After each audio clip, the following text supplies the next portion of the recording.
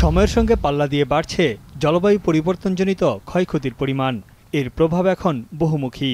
Nature sustainability পত্রিকায় প্রকাশিত প্রতিবেদন বলছে, উষ্ণায়ন ও স্থলভাগে পানির সংকটে বিশ্বজুড়ে প্রাকৃতিক দুর্যোগ বাড়বে 10 গুণ, যার প্রভাব পড়বে অর্থনীতিতেও।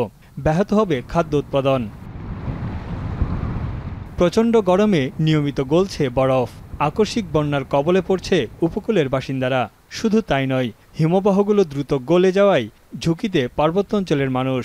জলবায়ু পরিবর্তনের তাপমাত্রা বেড়ে পার্বত্যাঞ্চলে ঘন ঘন দেখা দিচ্ছে আকস্মিক বন্যা, ভূমিধস, পাহাড় ধসের ঘটনা। ক্ষতিগ্রস্ত হচ্ছে অবকাঠামো, বাড়িঘর ও কৃষিজমি।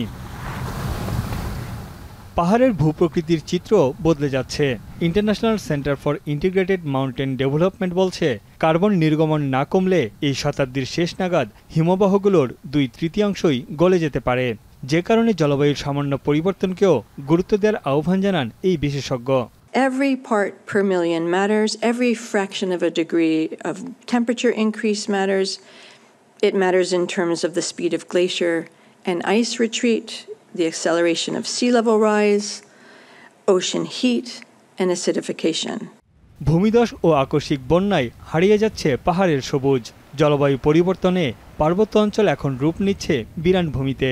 বাস্তুচ্যুত হয়েছে পাহাড়ের বাসিন্দারা। বিশ্বের যেসব দেশের গ্রিনহাউস গ্যাস নিঃসরণের পরিমাণ 1%-এরও কম, তারাই জলবায়ু পরিবর্তনে সবচেয়ে বেশি ঝুঁকিতে। বিশেষজ্ঞদের মতে, জলবায়ু পরিবর্তন একটি বৈশ্বিক বিষয়।